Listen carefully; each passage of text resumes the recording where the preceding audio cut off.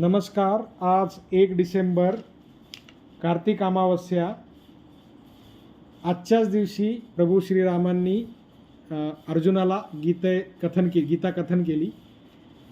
त्यामुळे तिथीने येणाऱ्या गीता जयंतीनिमित्त आज श्रेया गीतेच्या 7व्या अध्यायाचं पठण करत आहे. ओम श्री परमात्मने नमः. श्रीमद्भगवद्गीता अथ सप्तमोऽध्यायः. श्रीभगवानुवाच मय्यासक्तमनः पार्थ योगं युञ्जन्मदाश्रयः असंशयं समग्रं मा यथा ज्ञास्यसि तच्छृणु. ज्ञानन्तेऽहं सविज्ञानम् इदं वक्ष्याम्यशेषतः यज्ज्ञात्वा नेह भूयोऽन्यच् ज्ञातव्यमवशिष्यते. मनुष्याणां सहस्रेषु कश्चिद्यतति सिद्धये यततामपि सिद्धान्तं कश्चिन्मां वेत्ति तत्त्वतः. भूमिरापो नलो वायुः खं मनो बुद्धिरेव च अहंकार इति इयं मे भिन्ना प्रकृतिरष्टधा. अपरेयमितस्त्वन्य प्रकृतिं विद्धि मे परां जीवभूतां महाबाहो ययेदन्धार्यते जगत्.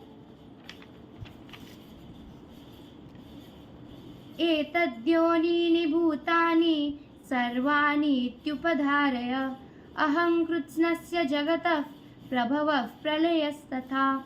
मत्तः परतरं नान्यत् किञ्चिदस्ति धनञ्जय. मयि सर्वमिदं प्रोतं सूत्रे मणिगणा इव.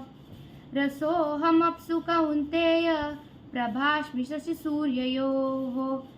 प्रणवः सर्ववेदेषु शब्दखे पौरुषनृषु. पुण्यो गन्धः पृथिव्यां च तेजस्तास्मि विभावसौ. जीवनं सर्वभूतेषु तपश्चास्मि तपस्विषु. बीजं मां सर्वभूतानां विद्धि पार्थ सनातनं. बुद्धिर्बुद्धिमतामस्मि तेजस्तेजस्विनामहं. बलं बलवतां चाहं कामरागविवर्जितं.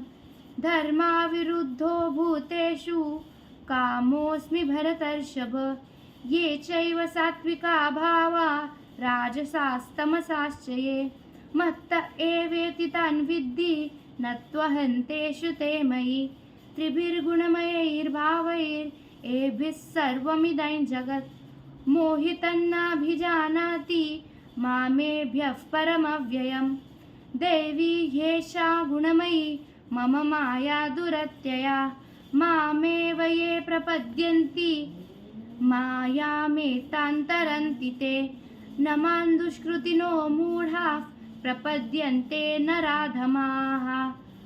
माययापहृतज्ञाना आसुरं भावमाश्रिताः.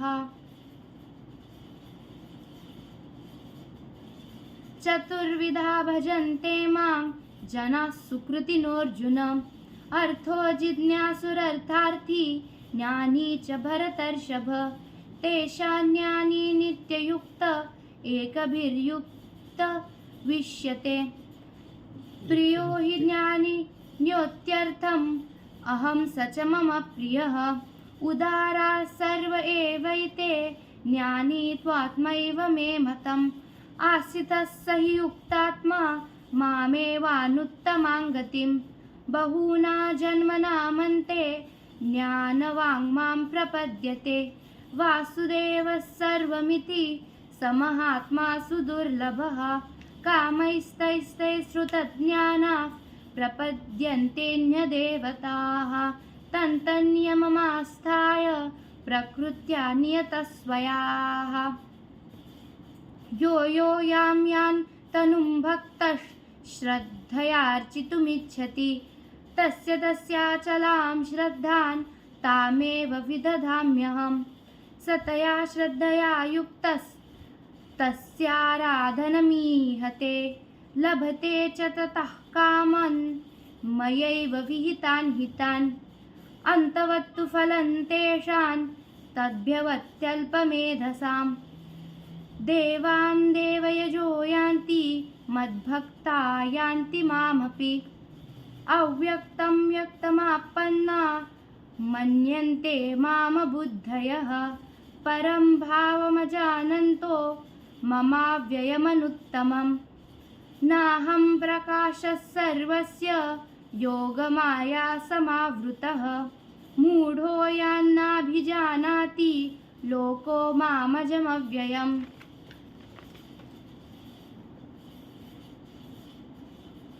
वेदाहं समतीतानि वर्तमानानि चार्जुन भविष्यानि च भूतानि मां तु वेद न कश्चन इच्छाद्वेषसमुत्थेन द्वन्द्वमोहेन भारत सर्वभूतानि सम्मोहं सर्गे यान्ति परन्तप येषां त्वन्त्यगतं पापं जनानं पुण्यकर्मणां ते द्वन्द्वमोहनिर्मुक्ता भजन्ते मां दृढव्रताः जरामरणमोक्षाय मामाश्रित्य यतन्ति ये ते ब्रह्म तद्विदुः कृत्स्नम् अध्यात्मं कर्म चाखिलं साधिभूताधिदैवं मां साधियज्ञं च ये विदुः प्रयाणकालेऽपि च मां ते विदुर्युक्तचेतसः ॐ तत्सदिति श्रीमद्भगवद्गीतासु उपनिषत्सु ब्रह्मविद्यायां